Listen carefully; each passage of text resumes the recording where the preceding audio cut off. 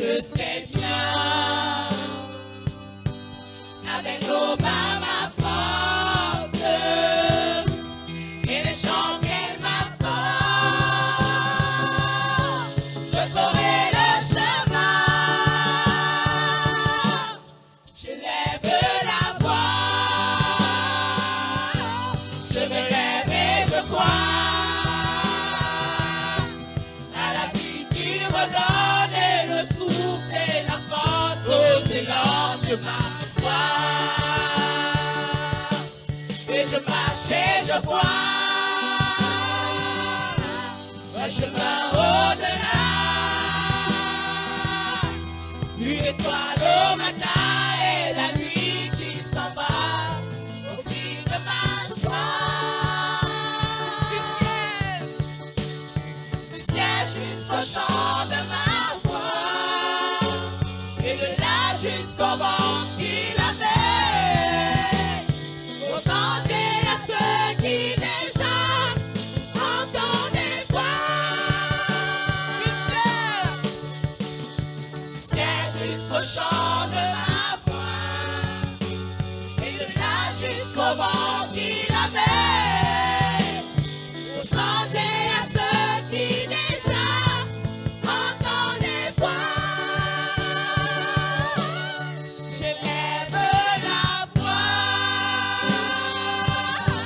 je me lève et je crois, et nous serons dans ce temple, ce palais où tu demeures, où ton cœur de père nous comble de sa grâce, et nous serons enfin l'épouse que ton amour a choisi, le parfum de ta vie, qu'il en soit ainsi. Tu as voulu ton trône établi, qu'il en soit ainsi, et ton règne sur tout le pays, qu'il en soit ainsi. Nous irons dans ta confiance, enflammés de ton esprit, proclamer dans ta puissance le salut de Jésus-Christ. Et nous serons par ce temple, ce palais où tu demeures, où ton cœur de père nous comble de sa grâce. Et nous serons par l'épouse que ton amour a choisi, le parfum de ta vie, qu'il en soit ainsi. Et nous serons par ce temple, ce palais où tu demeures, où ton cœur de père nous comble de sa grâce. Et nous serons par l'épouse que ton amour a choisi, le parfum de ta vie, qu'il en soit ainsi. Et nous serons par ce temple, ce palais où tu demeures, où ton cœur de père nous comble de sa grâce.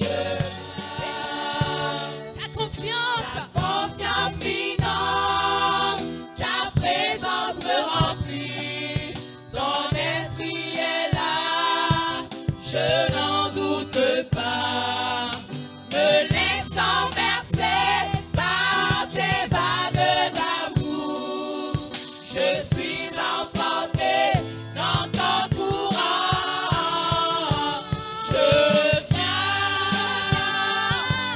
viens vers toi, mon Père, je viens vers toi, je viens vers toi, Papa, tel que je suis, je viens vers toi, pour me blottir dans tes bras d'amour, tes bras d'amour. Bénissons le Seigneur parce que quand on vient à lui, il reçoit toujours. Seigneur notre Dieu, merci parce que tu nous reçois en cette matinée. Tu dis dans ta parole que tu ne mets pas dehors celui qui vient à toi. Voilà, cher, tu ne mets pas dehors celui qui vient à toi. Béni soit ton nom, notre Dieu, qui est comme toi. Qui est comme toi, Seigneur. Bien-aimés, effectivement, dans l'espace évangélique de ce matin, c'est une invitation, une interpellation à entrer dans le règne de Dieu, à entrer dans le royaume de Dieu. Tu es invité à entrer dans le règne de Dieu, tu es invité à entrer dans le royaume de Dieu. C'est pour ça que le titre, c'est « Viens entrer dans le règne de Dieu ». Viens entrer dans le règne de Dieu. Toi qui m'écoutes, cette parole s'adresse à toi. Viens entrer dans le règne de Dieu. Tout être humain jouissant de toutes ses capacités mentales aspire au bonheur. Pour moi, je n'ai jamais vu quelqu'un qui ne veut pas le bonheur. Jamais. Tout être humain qui est normal aspire au bonheur.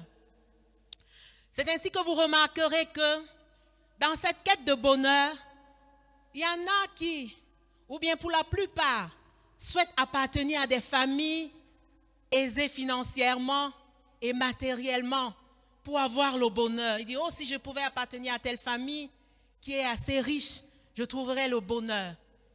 Je dirais aujourd'hui que le règne de Dieu ou le royaume de Dieu dans lequel je t'encourage à entrer aujourd'hui va t'offrir le bonheur ineffable. Un bonheur sans pareil. Dans le règne de Dieu, on ne meurt plus. Quand tu entres dans ce règne, tu vis éternellement parce que tu es passé de la mort à la vie.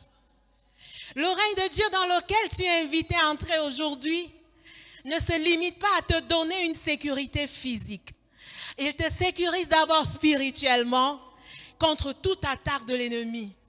Dans ce règne, le Saint-Esprit assure ta sécurité et ta force. 1 Timothée chapitre 4, verset 8, la Bible dit « L'exercice physique a son utilité, certes, mais celle-ci est limitée.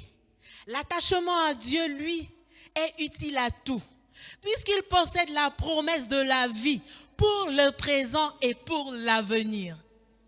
Tu entres dans le règne de Dieu aujourd'hui, tu vas posséder dès aujourd'hui la promesse de la vie pour le présent et pour l'avenir. C'est pour cela que chaque enfant de Dieu qui est entré dans ce règne, son visage pour rayonner. Parce qu'il a la promesse de la vie pour le présent et pour l'avenir. Ce n'est pas une histoire au ciel seulement. Il est déjà dans le royaume. Tu as entendu parler de la venue de Jésus. C'est vrai, c'est un fait historique indéniable. Une chose que je voudrais que tu comprennes aussi aujourd'hui, c'est que lorsque Jésus est venu, il a rapproché le règne de Dieu. Il a rapproché le règne de Dieu jusqu'à toi, afin que tu y entres et que tu vives et connaisses ce bonheur. Parce qu'il est venu, il a tout accompli à la croix. Le règne de Dieu s'est rapproché de quiconque voudrait y entrer. Matthieu chapitre 12, verset 28, la Bible dit « Mais si ce n'est pas à l'Esprit de Dieu que je chasse les démons, alors de toute évidence, j'aime ça, de toute évidence, le royaume de Dieu est venu jusqu'à vous. »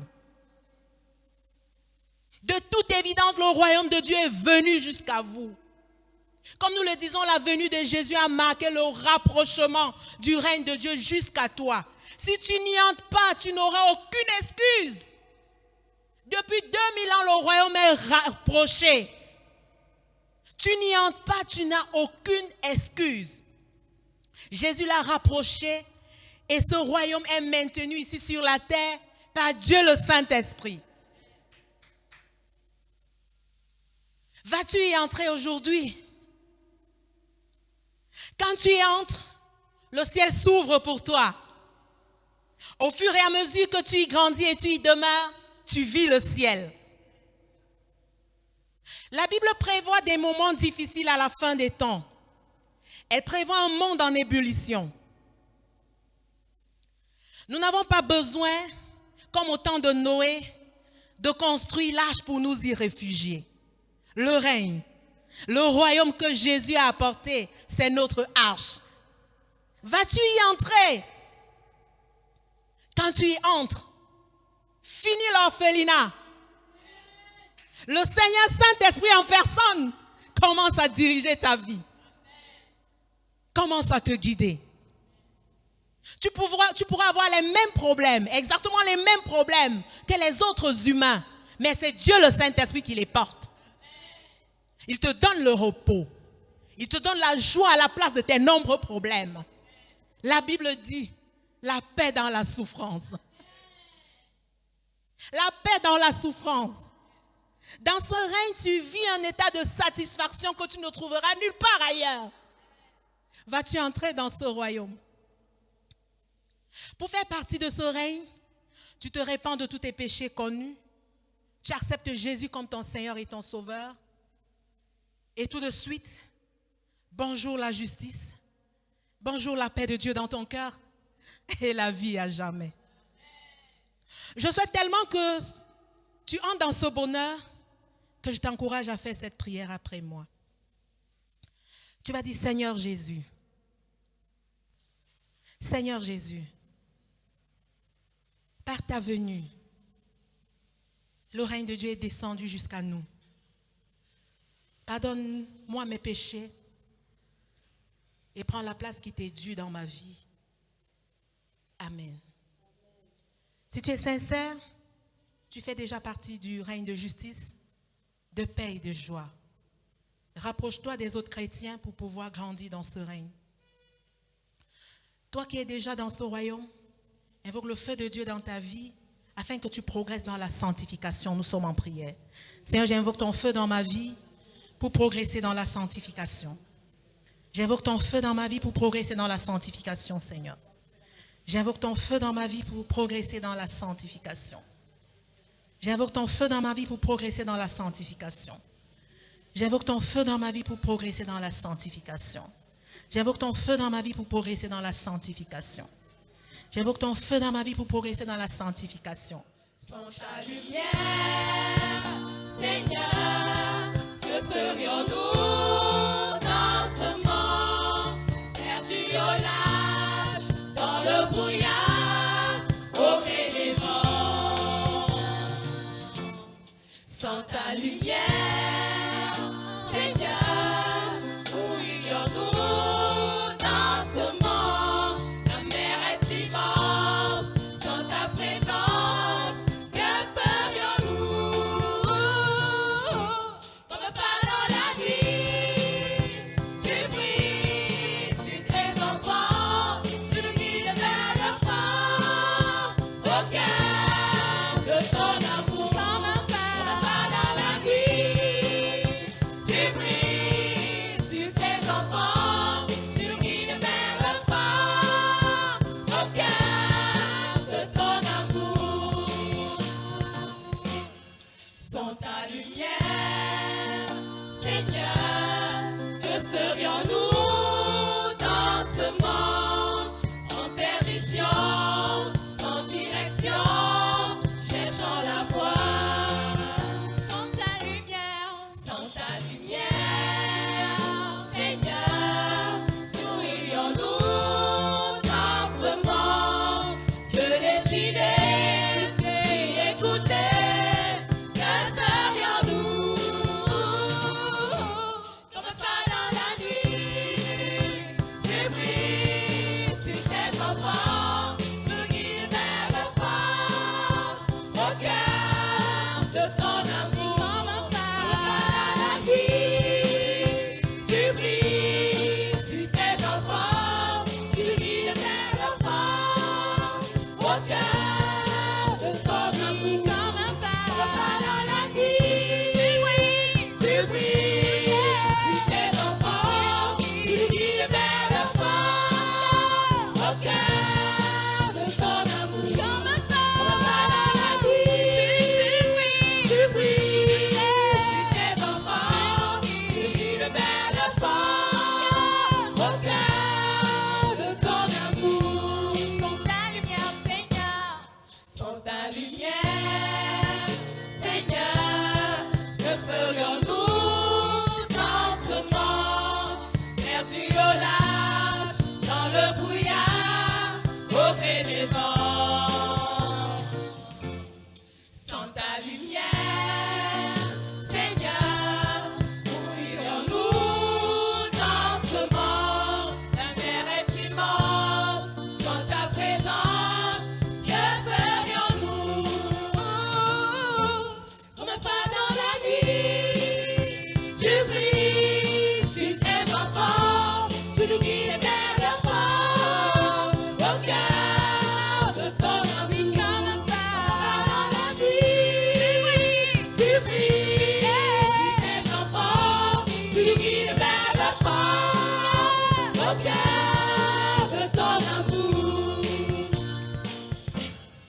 Sans ta lumière, Seigneur, que serions-nous dans ce monde en perdition, sans direction, cherchant la voie?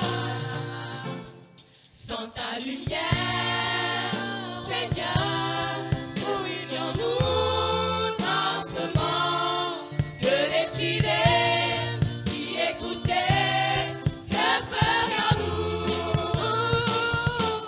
Comme un phare dans la nuit, tu brilles sur tes enfants, tu le guides vers le port, au cœur de ton amour. Comme un phare dans la nuit, tu brilles sur tes enfants, tu le guides vers le port, au cœur de ton amour. Comme un phare dans la nuit, tu brilles sur tes enfants, tu le guides vers le port, au cœur de ton amour. Comme un phare dans la nuit, Dieu de lumière, nous voulons te louer, et de tout notre cœur te chanter. Tu as créé les cieux et la terre.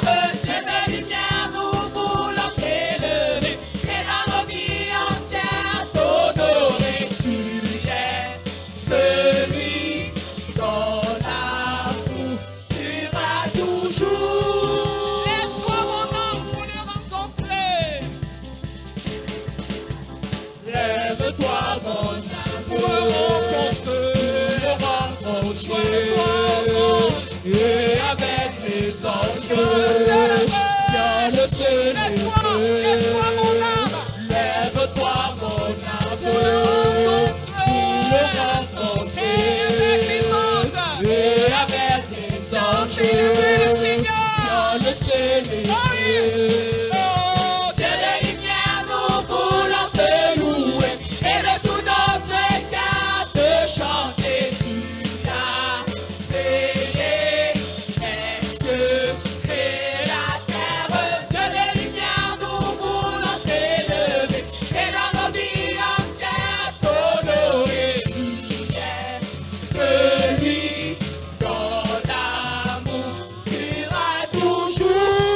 Amour insondable. Oh yes. Amour insondable. Patience infinie. La grâce de Dieu est incomparable. Elle nous rend la vie. Amour insondable. Amour insondable. Patience infinie. La grâce est incomparable. Elle nous rend la vie. Lève-toi mon âme. Lève-toi mon âme pour le rencontrer. Et avec les anges, viens le célébrer. Amour insondable, de la foi, patience infinie. Sa grâce est incomparable. Elle nous rend la vie. Dieu de lumière, nous voulons te louer, et de tout notre cœur te chanter. Tu as créé les cieux et la terre. Dieu de lumière, nous voulons t'élever, et dans nos vies entières t'honorer. Tu es celui dont l'amour durera toujours. Dieu de lumière, Dieu de lumière, Dieu de lumière, nous voulons te louer, et de tout notre cœur te chanter. Tu as créé les cieux et la terre. Dieu de lumière, nous voulons t'élever, et dans nos vies entières t'honorer. Tu es celui dont l'amour durera toujours.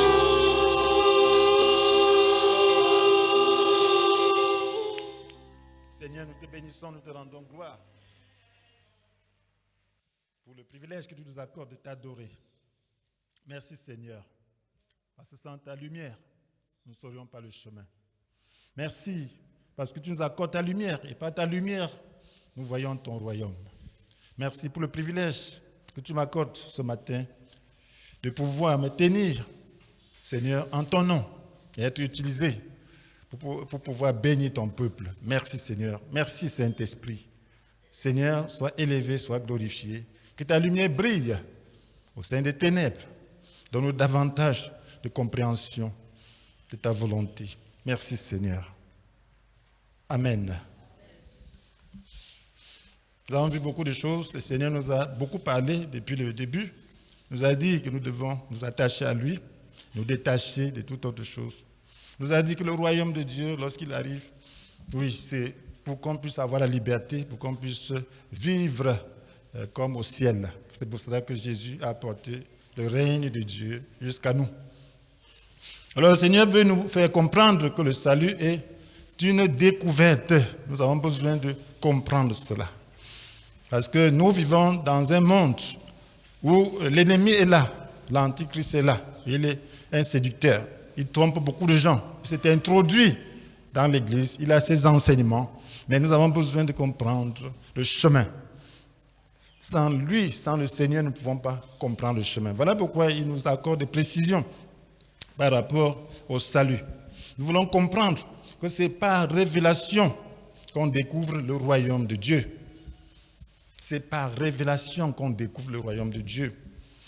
Et savoir que cette révélation dépend de notre degré d'abandon à Dieu. Plus tu t'abandonnes à Dieu, plus ta révélation est grande. Moins tu t'abandonnes à Dieu, moins ta révélation est grande. Donc voilà pourquoi nous devons comprendre que seule la lumière de Dieu peut nous éclairer. Quelle que soit ton intelligence, quelle que soit ta sagesse, quelle que soit ton érudition en matière biblique. Alors, si tu n'as pas de révélation, tu ne peux pas voir le royaume de Dieu. Tu ne peux même pas voir la porte d'entrée. Même la porte d'entrée, vois même. Et c'est ce que le Seigneur a dit clairement à Nicodème. Nous nous souvenons dans Jean chapitre 3. C'était un chef des Juifs. Il était un pharisien, un docteur, un érudit de la parole de Dieu. Il maîtrisait la parole de Dieu, il enseignait les gens. C'était un docteur en théologie, si on pouvait le dire, dans ce contexte moderne. Mais il est venu de nuit voir Jésus. Et il lui dit, « Maître, nous savons que c'est Dieu qui t'a envoyé pour nous enseigner, car personne ne saurait accomplir les signes miraculeux que tu fais si Dieu n'était pas avec lui. » Donc, c'est les signes, ce sont les signes miraculeux qui l'ont amené à voir Jésus. Il s'est dit, mon érudition ne m'amène pas à manifester la puissance de Dieu. Il y a quelque chose. Jésus a quelque chose qui doit nous enseigner. L'épreuve, c'est qu'il se manifeste en puissance. L'épreuve, c'est qu'il a quelque chose que nous n'avons pas. Il a la puissance que nous n'avons pas. Il a des révélations que nous n'avons pas. Maintenant, qu'est-ce que Jésus lui dit? Vraiment, je te l'assure, à moins de renaître d'en haut, personne ne peut voir le royaume de Dieu. Comment il comprend? Avec sa sagesse, avec la connaissance théologique, comment il comprend renaître d'en haut? Voilà comment ce docteur comprend renaître d'en haut. Comment un homme peut-il naître une fois vieux? S'exclama Nicodème. Il se moque. Il se dit, bon, peut naître, ça n'a pas de sens. Ça n'a pas de sens. Tu dis de renaître, qu'un homme renaisse. Un vieillard, un homme déjà vieux, il va rentrer dans le sein maternel. Non, mais là, ce n'est pas possible. C'est ce qu'il dit. Oui, il ne peut tout de même pas retourner dans le ventre de sa mère pour renaître. Donc tu dis qu'il renaisse comment? Sachant pas qu'il faut la révélation. Sachant pas que Jésus parle des choses très élevées, des choses que seul l'Esprit peut percevoir. Mais qu'est-ce que Jésus lui dit? Vraiment, je te l'assure, reprit Jésus, à moins de naître d'eau, c'est-à-dire d'esprit, personne ne peut entrer dans le royaume de Dieu. À moins de naître d'eau, c'est-à-dire d'esprit, personne ne peut entrer dans le royaume de Dieu. Voilà ce qu'il fallait. Mais ce Nicodème, ce docteur ne comprenait pas. Il voyait les choses seulement selon l'intellect. selon la raison humaine, selon les capacités humaines. Mais Dieu a mis en nous d'autres capacités, des capacités spirituelles. L'esprit de l'homme doit percevoir la lumière. Il y a une lumière qui doit être perçue au niveau qu'il faut. Si vous percevez la lumière de Dieu seulement au niveau de votre intellect, de votre raisonnement, de votre psychique, comme on dit, c'est-à-dire tous ces effets de la volonté et tout, alors vous n'aurez pas la lumière, vous n'aurez pas la compréhension spirituelle. Il y a ce qu'on appelle compréhension spirituelle, ce qu'on appelle compréhension psychique. Malgré que Jésus a expliqué tout cela, il est parti sans bien comprendre. Jésus a éclairé quand même qu'il n'est pas question de rentrer dans le ventre maternel pour renaître. Il est question d'une naissance spirituelle. Il faut naître d'eau, c'est-à-dire d'esprit. Il aurait pu connaître ça s'il avait fait une bonne étude, puisque l'Ancien Testament a promis ça, qu'il répandra sur lui une eau pure, qu'il donnera un cœur nouveau et qu'il ôtera de nous notre cœur dur comme la pierre. C'est ça la nouvelle naissance, mais c'était considéré dans la Bible. Mais son érudition, tout ce qu'il a appris, n'a pas touché cela. Vous pouvez avoir toutes sortes de connaissances bibliques, mais sans toucher l'essentiel. Tant que vous ne vous humiliez pas, tant que vous ne cherchez pas à avoir la révélation, à avoir la lumière de Dieu, ce n'est pas possible d'être sauvé. Il y a beaucoup de gens aujourd'hui qui embrassent la foi simplement parce qu'ils ont vu une puissance. Ils ont vu beaucoup de choses, de manifestations, mais ils n'ont pas la révélation. Et tant qu'ils n'ont pas la révélation, ils n'auront pas la connaissance juste. Ils n'auront pas la compréhension juste de la parole de Dieu. Ils pourront avoir une lumière intellectuelle, une lumière émotionnelle. Ils peuvent être très contents par moment. Mais ils n'ont pas la lumière de Dieu dans l'esprit. Ils ne sont pas nés de nouveau, ils ne sont pas nés d'eau, c'est-à-dire d'esprit. Parce que naître d'eau, c'est-à-dire d'esprit, veut simplement dire qu'il faut que le Saint-Esprit régénère l'homme qui s'est séparé de Dieu, l'homme que Dieu a créé à son image, c'est-à-dire l'esprit de l'homme. Tant que l'esprit de l'homme n'est pas touché, n'est pas régénéré, il n'est pas né de nouveau. Même s'il se donne pour être tué, même si sa foi, même s'il est discipliné, comment? Même sur le plan moral, il est irréprochable. Il n'est pas né de nouveau. Et pour naître de nouveau, il faut des conditions. Il y a une naissance psychique. Voyons un peu cette naissance psychique. Alors, il y a la lumière psychique. Les gens reçoivent la lumière selon leur psychisme. Avant, j'étais religieux. J'avais la lumière psychique. J'aimais Dieu sentimentalement. Je pouvais taper quelqu'un qui parle mal de Dieu parce que je suis né dans la religion. J'ai appris beaucoup de choses, beaucoup d'histoires étant tout petit parce qu'on fait le culte d'enfant. Mais je n'avais pas la lumière. Je lisais la Bible par moments, mais je n'avais pas la lumière. Je m'abstenais de beaucoup de péchés, mais je n'avais pas la lumière. J'avais le sentiment pour la religion, le sentiment pour Dieu. Et je savais que j'allais au ciel. Mais il fallait la révélation. Il fallait que mon esprit puisse toucher la lumière. Parce que c'est la lumière de Dieu qui éclaire. Et cette lumière psychique a une connaissance totalement erronée. Je pensais que j'allais au ciel parce que j'ai été baptisé, j'ai été confirmé et je faisais ma carte qu'on me faisait signer chaque mois pour prendre la scène. Donc ça suffit, ça me qualifiait pour aller au ciel. Mon père était pasteur. Bon, c'est lui qui envoie les gens au ciel. Donc il n'avait pas d'autre lumière que cela. Donc c'est comme ça que beaucoup font. Bon, je suis pentecôtiste. Bon, je vais au ciel. On parle du salut, mais ça ne suffit pas. J'ai confessé mes péchés, ça ne suffit pas. Est-ce que tu as la lumière? Est-ce que tu as eu la lumière? Est-ce que tu as la lumière de Dieu? Alors, cette lumière psychique, vous voyez un peu ce que ça fait. Comment Dieu décrit cela? Dieu a toutes les images. Dans Matthieu chapitre 13, vous connaissez les 3 catégories de sols. Il y a le sol de bord de chemin, il y a le sol rocailleux, 4 catégories même. Le sol épineux, le sol, la bonne terre. Mais il y a une terre là, qui est rocailleux. La Bible dit quand la semence tombe, ne trouvant pas assez de terre, alors elle pousse rapidement. Elle pousse très rapidement. Et qu'est-ce qui se passe? Mais quand le soleil monte, elle se dessèche, la plante se dessèche rapidement. De quoi s'agit-il? Le Seigneur nous dit en quoi consiste ce type de sol. Donc il est question de celui-là qui, ayant écouté la parole de Dieu, reçoit avec joie. Oui, qu'est-ce qu'il a vu dans la parole de Dieu? Alors, il a vu tout ce qui était bon pour lui. Le royaume de Dieu vient, comme on a prêché tout à l'heure, nous apporter tout ce qui est bien. L'attachement de Dieu à les promesses de la vie pour le présent et pour l'avenir. Mais il ne revoit que le présent. Lorsque tu ne vois que le présent, ça veut dire que tu n'as pas une lumière pour entrer dans l'éternité. Parce que l'homme naturel ne peut pas voir au-delà de cette nature. L'homme naturel ne voit pas au-delà de ce monde. C'est l'homme spirituel, c'est l'esprit qui a le sens de l'éternité. L'homme ne se contente que de la vie présente. Tant que tu te contentes que de la vie présente, tu ne peux pas percevoir la vie à venir. Il y a des gens, lorsqu'on parle d'éternité, des croyances vraiment sérieuses, mais ça ne les gêne pas. Il dit, je veux ma part là maintenant. Là. Je veux ma part là maintenant. C'est ce qu'il dit. Mais on lui dit que le fait d'avoir ta part dans l'au-delà ne t'empêche pas d'avoir ta part maintenant. Il dit, je veux maintenant. Pourquoi? Parce qu'il ne perçoit pas. On dit, suis des principes qui vont te permettre d'avoir une meilleure part demain. Il dit, je veux ma part maintenant.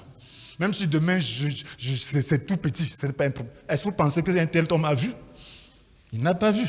Tu peux voir et manquer, tu n'as pas vu. Lorsqu'on dit, suivre le principe de la grandeur dans le royaume de Dieu, ça n'intéresse pas les gens. Vous pensez que ces gens ont vu? Ils n'ont pas vu. Ils n'ont pas vu. Personne ne peut voir et s'amuser. Personne. Alors, c'est pour aiguiser notre attention, pour que nous puissions faire attention. Parce que les temps sont très mauvais. Il y a des esprits ici dehors. Il y a des doctrines ici dehors. Alors, notre chair est le principal ennemi de Dieu. Alors, cette terre-là n'a pas... Quand les racines veulent s'enfoncer, alors elle trouve le caillou. Il y a des gens qui sont fertiles qui ont un tout petit peu là. Aucune profondeur ne peut les toucher. Quand quelque chose est profond, ça ne touche pas, ça ne passe pas. Ça ne passe pas. Ça ne passe pas. Ils n'aiment pas la profondeur. Alors si vous n'aimez pas la profondeur, vous allez sécher. Le chrétien d'aujourd'hui n'aime pas la profondeur. Il fait seulement louanger sentimentalement, se réjouit pour l'instant, sans savoir quel esprit est en train de les manipuler ici. La profondeur. Alors, une telle, la Bible dit que c'est quelqu'un qui reçoit la parole, et dès qu'il y a une occasion de chute, mais il reçoit comment? Avec joie, hein? Amen. C'est Matthieu 13, verset 20, vous pouvez lire ça. La Bible nous dit, explique. Puis il y a celui qui reçoit la semence sur le sol rocailleux. Quand il entend la parole, il accepte aussitôt avec joie. Mais il ne la laisse pas prendre racine en lui, car il est inconstant. Que surviennent des difficultés ou la persécution à cause de la parole, le voilà qui abandonne tout. Donc pour lui, il veut le bonheur sans souffrance. La souffrance vient d'où? Jésus dit qu'il me donne la promesse de la vie pour le présent et pour l'avenir. Mais la persécution, il ne comprend pas. Un tel homme ne comprend pas qu'on doit souffrir encore. Un tel homme ne comprend pas qu'on doit souffrir pour la vérité. Un tel homme ne comprend pas qu'on doit porter sa croix. Un tel homme ne comprend pas qu'on doit s'abandonner à Dieu. Jésus dit, si quelqu'un ne renonce pas, Luc 9, verset 3, ne renonce pas à lui-même. Un tel homme, ne touchez pas son moi. Le diable l'habite maintenant. Il y a des gens qui tiennent tellement à leur moi que quand tu touches, ils peuvent te tuer. Alors on dit renoncer. Ce qui concerne moi, mon ami, je ne peux pas avoir problème avec toi. Je ne peux pas avoir problème avec toi que si tu te tiens sur mon chemin de l'accomplissement de la volonté de Dieu. Là, je ne tolère rien parce que je dois vivre. C'est ma vie. Insulte-moi du matin au soir. Vilipende-moi, ça ne m'intéresse pas. Ce n'est pas là mon problème. Je ne peux pas agir sur la base du moi. C'est que je ne suis pas serviteur de Dieu. Mais s'il y a des gens qui touchent leur moi, ça veut dire que c'est le diable lui-même qu'on a touché. Là, tu dis que tu crois, tu ne crois pas. Tu n'as pas renoncé. Tout, c'est tout autour de leur ego, de leur ego. Ça, c'est quel cri? Tu sais, est-ce que la parole est vraie? Si quelqu'un ne renonce pas à lui-même, tu as renoncé à toi-même. Renonce pas. Est-ce que nous comprenons cela? Il ne peut être mon disciple. Si quelqu'un ne porte pas sa croix, ne me suit pas, il ne peut être mon disciple. Porter sa croix, ça dit quoi? Ça dit accepter la souffrance. Recevoir Jésus, c'est accepter la souffrance. Et cette souffrance doit être liée à l'accomplissement de la volonté de Dieu. Une souffrance qui est liée à l'amour. Parce que tu aimes les gens, tu dois souffrir que de réagir. Nous ne sommes pas à l'époque de un œil pour œil, dent pour dent. Nous sommes à l'époque de on te frappe à la joue droite, tu montes là, tu couches. C'est ça l'amour, c'est ce que Christ a présenté. Donc, quand tu n'es pas, on n'a pas une telle lumière, mon ami, lorsqu'il y a une occasion de chute, tu crois, quelqu'un que tu aimes, te désapprouve simplement. Il y en a qui croient, dès qu'ils vont au village. À l'époque, quand les gens croyaient, on ne voulait même pas qu'ils aillent au village. Même pour un deuil. Parce que là, tu revenais, on ne les reconnaissait plus. Ils font toutes sortes de rites. Ils font les gens qu'ils aiment, dont on dit de faire comme ça, ils font seulement. Ils ne se posent pas la question, qu'est-ce que la parole de Dieu dit. On leur dit bien que ne faites pas faire là, ils s'en vont faire. Ils reviennent tout froid. Il faut encore recommencer et c'était rétrograde pour toujours. Ça, c'est croire, c'est pas croire. Ça veut dire que devant la persécution, il faut dire non. Ils ne disent pas non. Quand j'ai cru, mon père, c'était comme mon Dieu. Je lui ai dit non. Il fallait qu'il ait pensé que j'étais drogué. Amen. J'ai dit non. C'est ceci-là, je ne fais plus. Et toi-même, tu ne dois plus faire. Amen. Il dit qu'on lui a donné, on a donné le remède. C'est le remède de l'esprit. Parce que c'était vrai pour moi. C'était vrai, j'étais prêt à mourir. Même si je mourais, ça ne me disait rien. Je n'avais même pas envie de vivre. Parce que je voulais aller au ciel. Parce que mon esprit avait perçu. Il faut être prêt. Il faut percevoir. Il faut que l'esprit perçoive. Si l'esprit ne perçoit pas, tu ne pourras pas payer le prix. Voilà, devant une épreuve liée à sa foi. Pourquoi il ne paye pas le prix? Il y en a qui disent, tu suis déjà ces gens-là. Et puis là, voilà qui a refroidi. On ne l'a même pas tapé. Et il y en a qu'on tape. J'ai vu une sœur. On l'a tapée, on l'a amenée, elle comme elle était encore mineure, on l'a tapée, amenée chez les marabouts, liée, faire des choses. Il dit tout ça ne peut rien faire. On la libère et continue à suivre Jésus. Amen. D'autres, on leur dit seulement que tu es born again. Il dit non. Il n'a même pas, on ne l'a même pas menacé. Hein. Il y en a qu'on menace. Il y a eu des jeunes, on les a amenés au commissariat. Les parents étaient bien situés. Pour les menacer, enfermer, ils sortent, ils viennent aux réunions. Amen. Oui. Tu peux m'intimider pour la foi. Non, tu perds ton temps. Tu peux m'intimider pour tout, mais pour la foi, mon ami, ne perds pas ton temps. C'est peine perdue. Si mon père ne m'a pas intimidé, ce n'est pas toi. Rien ne peut m'intimider pour ma foi. Parce que Jésus a dit comme même pour lui. Je suis prêt pour ça. Pourquoi? Parce que la vie, même si toi tu me tues, tu vas rester vivre et mourir aussi. Mais je souhaite que tu restes aller au ciel pour qu'on se rencontre. Parce que sinon, tu vas aller en enfer brûler, je vais te voir de loin. Alléluia. Donc c'est ça, mon frère. Donc pourquoi l'homme n'arrive pas à payer le prix de l'abandon et d'accepter la souffrance? Parce qu'il ne voit pas que ça a de la valeur. Amen. Amen. Revenez dans Matthieu chapitre 13, verset 44. Le royaume des cieux ressemble à un trésor enfoui dans un champ. Un homme le découvre. Il le cache de nouveau. S'en va débordant de joie. Qu'est-ce qu'il fait? Vend tout ce qu'il possède pour acquérir ce champ. Amen. Donc pour cet homme, le royaume de Dieu coûte tout ce qu'il possède. Mais pour un autre qui n'a pas vu, qui n'a que la lumière psychique, le royaume de Dieu coûte très peu. Si le prix doit être un peu élevé, amen. Si le prix doit être un peu élevé, non. Pourquoi? Parce qu'il ne voit pas sa valeur. C'est un trésor enfoui dans un champ. Ça veut dire que tu ne peux pas voir le trésor là. Si ce n'est pas une découverte, il faut saisir ça spirituellement. C'est chacun qui saisit. C'est chacun qui connaît la valeur. Un enfant qui ne connaît pas l'or, il y a un lingot d'or qui trouve, quand quelqu'un voit, il dit bon, je te donne combien? Bon, je vais sucer les bonbons. Je te donne 25 francs, tu vas sucer les bonbons. Il prend son lingot d'or. Amen. Oui. Mais si tu dis à l'enfant de donner son jouet contre ce lingot, il va dire non. Amen.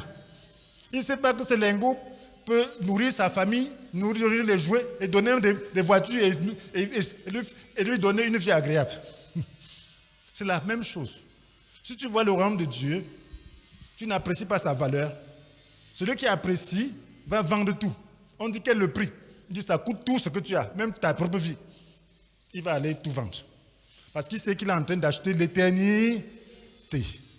Celui qui ne voit pas ne voit que son confort. Il y a des gens qui vont être confortables à tout moment. Il ne peut pas laisser son confort, même un instant, pour pouvoir faire quelque chose. Le royaume de Dieu demande que tu laisses ton confort de temps en temps pour pouvoir faire la volonté de Dieu. Amen. Parce que si tu as compris le prix, si tu as compris ce que tu es en train d'acquérir, recevoir le Dieu qui a créé les cieux et la terre, recevoir l'avenir présent, assurer ta sécurité présente et ton avenir éternel. Il n'y a même pas de palais ici. Qui puisse ressembler au palais céleste. Amen. Être accueilli dans le palais céleste. Qu'est-ce que tu ne peux pas donner? Et on dit que tu as les moyens de donner. Donne seulement tout. Pourquoi tu ne vas pas donner? Voilà celui qui a la révélation. Celui qui a la révélation est prêt à tout. Celui qui n'a pas la révélation voit que ça ne vaut pas la peine. C'est celui-là qui est chichique, un croyant chichique. Juste intellectuel. Il raisonne sur tout. Lorsqu'il faut se sacrifier, il raisonne. Lorsqu'il faut faire ce qui est spontané, il raisonne. Alors il invente sa propre Bible. Il se met à dire des choses. Mais le salut est réservé à ceux qui sont spirituellement pauvres.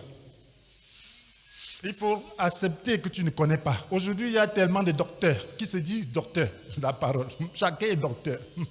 Que moi aussi, je lis la Bible. Il met sa philosophie. Si au moins cela l'a amené à confirmer la parole de Dieu, à nous aider à avancer, à nous détacher de ce monde et nous attacher à Dieu, j'allais dire chapeau. Mais c'est pour nous amener à nous attacher au monde. C'est tout pour nous amener à développer le moi qu'il faut tuer. Nous amener à nous faire important alors que nous voulons nous effacer et disparaître pour que Jésus paraisse. C'est quel doctorat comme ça? C'est un doctorat d'égarement, de perdition. Donc, je voudrais dire, mes frères et sœurs, que les croyants de Dieu, pour ceux-là qui reconnaissent qu'ils sont spirituellement pauvres, ça veut dire qu'ils ont besoin de la lumière de Dieu. Tu peux recevoir la lumière sans faire appel à cette lumière. Tu peux recevoir la lumière sans demander cette lumière. Tu peux recevoir la lumière sans être disposé à ce que cette lumière t'éclaire. Ce n'est pas possible. Si tu dis que tu connais, Dieu te laisse. Connais. Tu vas développer beaucoup de philosophie, beaucoup de choses, mais pour t'égarer. Mais si tu dis je ne connais pas, je vous assure que moi là, que vous voyez là, ça fait pas, je ne sais pas combien de fois j'ai lu la Bible. Je ne sais pas combien de révélations, quelle quantité de révélations j'ai eues. Je ne sais pas combien de livres j'ai lus. Des hommes profonds, des hommes consacrés. Mais je vous assure, je ne peux rien dire si ce n'est pas la lumière de Dieu. Je dois dépendre de l'esprit pour dire une seule chose qui a un sens. Si c'est la philosophie, j'étais un bon philosophe. Le premier devoir de philosophie, j'ai eu 14. En terminale. Si c'est la philosophie, moi je peux faire la philosophie. Mais ça n'apporte rien. Ce n'est que la parole de Dieu, esprit et vie, qui peut toucher l'esprit de l'homme. Et c'est ça qui est important. Parce que si tu as Dieu, tu as l'esprit de Dieu, tu auras sa sagesse. Tu as son intelligence. Tu vas comprendre les choses que les érudits de ce monde ne peuvent pas comprendre. Tu vas comprendre l'éternité. Tu vas comprendre cela. Parce que ça ne repose pas sur les principes humains. Ça dépasse la science de l'homme. C'est la science de l'esprit. Donc tu dois percevoir cette lumière. Et c'est cette disposition. La Bible nous dit, heureux ceux qui se reconnaissent spirituellement pauvres, car le royaume des cieux leur appartient. Matthieu 5, verset 3. Donc, pour que le royaume de Dieu t'appartienne, il faut te reconnaître spirituellement pauvre. Là, Dieu va t'enseigner, te donner des richesses spirituelles. Voilà pourquoi il faut prier à cet effet. Et Paul savait, il priait pour les Éphésiens. C'était déjà des croyants. Toi qui es croyant, tu dois prier. Tu dois dépendre de cette lumière. Qu'est-ce que Paul dit? Éphésiens 1, verset 17. Je demande que le Dieu de notre Seigneur Jésus-Christ, le Père qui possède la gloire, vous donne par son esprit sagesse et révélation pour que vous le connaissiez. Sagesse et révélation. Que le Père de notre Seigneur Jésus-Christ, le Père qui possède la gloire, donne par son esprit sagesse et révélation pour que vous le connaissiez. Est-ce que tu peux dire au Seigneur, donne-moi sagesse et révélation pour que je te connaisse? Si tu le connais, tu seras transformé en son image. Si tu le connais, tu vas aspirer aux choses éternelles. Si tu le connais, tu domineras la chair, tu seras éclairé. Si tu le connais, tu sauras que le prix qu'il demande vaut la peine et que c'est même moins cher, que c'est une aubaine. Pourquoi celui-là? Ça en va vendre tout. C'est un trésor enfoui dans un champ. Il va avec joie, il ne va pas avec tristesse. Pourquoi? Parce que c'est une aubaine. Amen. Oui, c'est une opportunité d'affaires. Quand un homme d'affaires trouve une opportunité d'affaires, il l'emprunte. Amen. Oui, s'il n'a pas de capacité, il va prendre le crédit en banque. C'est comme ça. Et pour pouvoir réaliser cette affaire, il dit c'est une aubaine. Le salut est une aubaine. Même ça te demande tout, c'est une aubaine. Tu peux payer l'éternité, mon frère, ma soeur. Combien de personnes sont en train de mourir pendant que nous parlons là? Depuis que nous sommes entrés là. Combien de personnes sont mortes dans le monde? Et ces personnes vont où? Et si toi, tu as assuré ta vie présente et éternelle, ce n'est pas une aubaine? Au prix de tout. Tout le monde va abandonner tout. Dis que tu as les maisons, tu as les voitures, tu vas abandonner. Il y en a qui même au volant. Il est là comme ça, là, au volant d'une grosse voiture, il est là comme ça. Il ne bouge plus. Et pourtant, il crânait tout à l'heure. Il dépasse quelqu'un, il lui jette le torrent. Et puis, là, devant, il a déjà la crise cardiaque, il ne peut même plus toucher, il ne peut plus marcher. Il va où? Ça va bouger encore. Les maisons, là, ça va faire quoi? Là-bas, il n'a rien emporté. Il va commencer à aller vers là-bas, dire que ma maison est où? Mais les enfants sont va chercher. Si tu n'as rien transféré ici, tu n'auras rien. Amen. Tu n'as rien transféré dans l'autre monde, tu n'auras rien là-bas. Puis encore, si tu es chrétien, tu n'as pas transféré, ta maison sera un taudis. Un taudis là-bas aussi. Si tu es un païen, si tu n'as rien transféré, ce sera le démon, l'enfer. Un lieu sombre et chaud. Dieu m'a montré l'enfer une fois. Un lieu sombre et chaud. J'ai pleuré. J'ai pleuré pendant plus d'une semaine. Je priais, j'ai vu l'enfer. Les gens criaient, Étienne, sauve-nous. C'était un lieu noir. Noir et chaud. Et c'était comme un puits. Donc il n'y a pas moyen. Ils lèvent les mains comme ça, ils ne peuvent même pas grimper. J'ai pleuré pendant une semaine. Je me suis mis à écrire beaucoup de choses. Donc ce n'est pas un lieu d'amusement. Amen. Donc c'est pour dire qu'il faut tout payer. Alléluia. Il faut accepter le prix. Frère, c'est voilà pourquoi Jésus était content. Il a exprimé sa satisfaction au Père. Dans Matthieu chapitre 11, verset 25. Il dit, vers cette même époque, Jésus dit, je te loue au Père, Seigneur du ciel et de la terre, parce que tu as caché ces vérités aux sages et aux intelligents, et que tu les as dévoilées à ceux qui sont tout petits. Il a caché ces vérités aux sages, aux intelligents, et tu les as révélées à ceux qui sont tout petits. Quand tu acceptes d'être tout petit, tu as la révélation. Quand tu es sage, intelligent, j'ai des diplômes, j'ai fait ci, tu n'as rien. Le diable te donne sa lumière, qui est le mensonge, qui ne fait que t'enfoncer, qui te fait croire que tu es important alors que tu n'es rien. Tu n'es rien sans Christ. Tout ce qui est important à toi, c'est Christ. Amen. Donc, Dieu lui-même, Christ lui-même est émerveillé. Moi, je me suis émerveillé.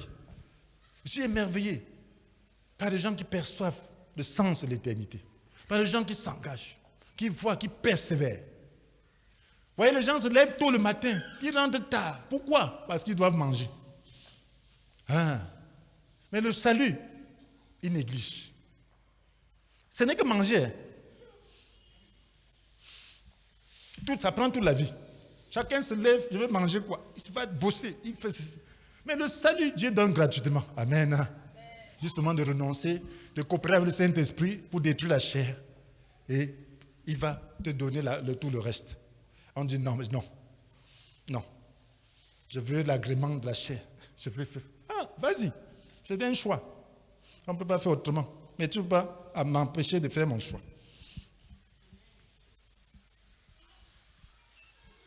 Et c'est la raison pour laquelle le Seigneur dit, dans Jacques chapitre 4, verset 6, frères et sœurs, comprenons cela, que Dieu s'oppose aux orgueilleux. Il accorde sa grâce aux humbles. Nous devons rester humble. Plus nous connaissons le Seigneur, plus nous nous humilions par rapport aux choses spirituelles, par rapport aux questions spirituelles. Plus je connais, plus je me rends compte que je ne connais rien. Je vous assure, je ne connais rien. Je ne connais rien. Parce que toute la connaissance qui vaut, c'est celle qui te permet de percevoir le royaume de Dieu et de faire sa volonté. Est-ce que tu vois le ciel? Est-ce que tu vois l'avènement de Jésus? Quelqu'un a posé la question au début, si Jésus venait là maintenant, est-ce qu'on serait disposé? Est-ce qu'il y aurait des gens bien disposés? Pendant que nous parlons là, si Jésus se manifeste là maintenant, est-ce que nous serions prêts? Est-ce que nous serions prêts? Tout ça, c'est pour nous interpeller à chercher à faire la bonne chose. Donc, l'esprit n'est pas touché tant qu'on ne s'abandonne pas à Dieu. La carapace de la chair fait écran à la lumière de l'esprit. Donc, si nous voulons faire la volonté de Dieu, nous devons gémir, prier que Seigneur, visite-moi, casse-moi, brise-moi, détruis-moi. Ah, est-ce que vous comprenez? Le moi là, on dit de renoncer, pourquoi? Pour que Dieu façonne, qu'il détruise, pour faire de toi une nouvelle personne. Une personne à son image. Amen. Donc il faut détruire notre personnalité pour épouser la personnalité du Christ. Parce que celle-là est méchante. Même si elle paraît bonne. Tout c'est centré sur elle-même. Tout c'est centré sur elle-même. Et cette personnalité qui est méchante a besoin d'être détruite. Si elle n'est pas détruite, mon ami, tu ne feras que servir le diable. Servir le moi, c'est servir le diable. Servir le moi, c'est servir le diable. Et si tu sers le diable, ça ne sert à rien. Tu auras aussi la récompense du diable. Amen. Voilà pourquoi nous avons besoin de la lumière. Un homme sérieux, plus tu connais le Seigneur, plus tu as besoin de sa lumière. Tu as besoin de sa grâce. Et c'est la raison pour laquelle nous devons toujours prier que le Seigneur nous donne un esprit de sagesse et d'intelligence pour que nous puissions le connaître. Parce que si nous ne le connaissons pas, nous ne serons pas transformés. Quelqu'un qui a juste sa lumière psychique, la lumière de l'âme, la lumière des émotions émotionnelles, intellectuelles, ne voit pas la nécessité de faire des sacrifices pour le Seigneur. Parce qu'il ne voit que la vie présente. Il ne voit pas la vie à venir. C'est spirituellement qu'on perçoit la vie à venir. C'est spirituellement qu'on peut entrer déjà dans la récompense future. C'est spirituellement qu'on peut percevoir le bien fondé de se consacrer à Dieu. Tant que tu ne perçois pas, tu ne peux pas te consacrer à Dieu. Et tu ne te consacres pas à Dieu, tu n'auras pas la lumière. Tu n'auras pas la lumière. Frères et sœurs, la lumière de l'esprit est importante. Nous avons dit tantôt qu'il ne suffit pas d'être un érudit. Nous avons dit qu'il faut recevoir comme un petit enfant la bonne nouvelle. Il faut s'abandonner. Il faut laisser l'esprit pénétrer sa vie. Il faut accepter la croix. Il faut renoncer à soi-même. Se disposer pour que Dieu traite notre moi. Et que nous puissions supporter de l'inconfort pour faire la volonté de Dieu. Celui qui a vu peut supporter. Celui qui n'a pas vu ne voit pas la nécessité de payer le prix. Nous avons vu cela avec le cœur rocailleux. Il ne voit pas la nécessité de souffrir pour l'évangile. Il ne voit pas la nécessité de se donner pour l'évangile. Mais la bonne nouvelle, telle que le Seigneur la perçoit, demande qu'on donne son tout. Et c'est une opportunité. Matthieu 13, verset 44. C'est un homme qui voit les trésors dans le champ. Il s'en va débordant de joie, vend tout ce qu'il possède pour acquérir ce champ. Pourquoi? Parce qu'il a vu ce trésor. D'autres n'ont pas vu. Si tu vois de l'or là, lingots d'or, certains qui ne connaissent pas ce que c'est, ils pourront négliger. Tu dis même de payer, d'acheter ça à 10 000, il va refuser.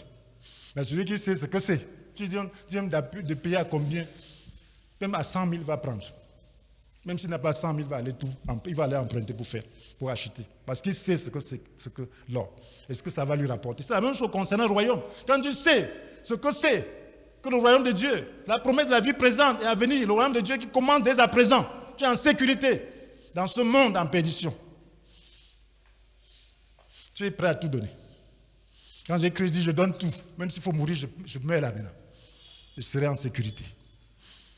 Est-ce que tu veux maintenant recevoir la lumière de Dieu? Est-ce que nous pouvons maintenant dire au Seigneur, je m'abandonne à toi. Donne-moi ta lumière. Seigneur, aide-moi à percevoir ta lumière. Tu ne peux pas t'abandonner à Dieu de toi-même. Dis à Dieu, délivre-moi de moi-même. Délivre-moi de moi-même. Que ta puissance brise tout ce cœur de pierre, ce cœur qui n'aime pas la profondeur. Il y a peu de terre, parce que les racines veulent s'étendre et butent sur le rocher.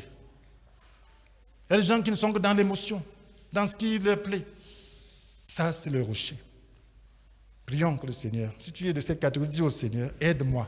Et nous avons besoin de la grâce de Dieu. Dis au Seigneur, demandons au Seigneur de nous aider. Il veut le réveil, mais les cœurs sont durs. Le moi se présente. On a besoin de la grâce de Dieu. Il veut passer par toi et moi. Il a déclaré, il a promis le réveil dans 2 ans. Si nous mettons à suivre le chemin de la sanctification. Est-ce que nous pouvons dire maintenant, Seigneur, aide-nous. Seigneur, aide-nous. Seigneur, merci. Merci pour ta parole. Merci pour ta lumière. Merci, Seigneur. Seigneur, donne-nous un esprit de sagesse. Donne-nous un esprit de sagesse et de révélation pour que nous te connaissions. Illumine notre intelligence afin que nous comprenions en quoi consiste l'espérance à laquelle tu nous as appelés. Seigneur, donne-nous ta grâce. Seigneur, c'est ta lumière que nous éclairer. Donne-nous nous abandonner à toi, Seigneur. Délivre-nous, Seigneur. Change ce cœur de pierre en cœur de chair. Envoie ta puissance pour détruire ce rocher. Seigneur, et que ton esprit forme ce qui est bien en nous. Oh Seigneur, tu nous as créés à partir de la poussière. Tu peux nous recréer à partir de ce rocher que nous portons en nous. Recrée-nous, Seigneur. Recrée-nous, Seigneur, pour le salut de l'humanité, pour notre propre salut et notre propre bonheur, et pour le bonheur de la nation, le bonheur de ceux qui périssent en Christ, le bonheur de ceux-là qui n'arrivent pas à percevoir la lumière, parce que cette lumière ne brille pas suffisamment, parce que nous l'étouffons avec les artifices de la chair, avec le moi, avec nos désirs, nos passions, nos émotions. Nous étouffons la lumière. Aide-nous, Seigneur. Merci, Seigneur, pour ta bonté. Merci pour ton Esprit Saint. Merci pour ta fidélité. À toi la gloire, à toi l'honneur, à toi la puissance. Toi qui ne connais pas le Seigneur, est-ce que tu peux dire au Seigneur, je veux ta lumière. Je vais m'abandonner à toi avec un cœur sincère. Je vais payer le prix qu'il faut. Le renoncement, le port de la croix. Seigneur, viens dans ma vie. Viens dans ma vie. Je renonce à mes péchés. Je renonce à moi-même. Par ta grâce, Saint-Esprit, éclaire-moi. Montre-moi le chemin pour que j'y marche. Tiens-moi par la main. Merci, Seigneur. Amen. Que le Seigneur vous bénisse.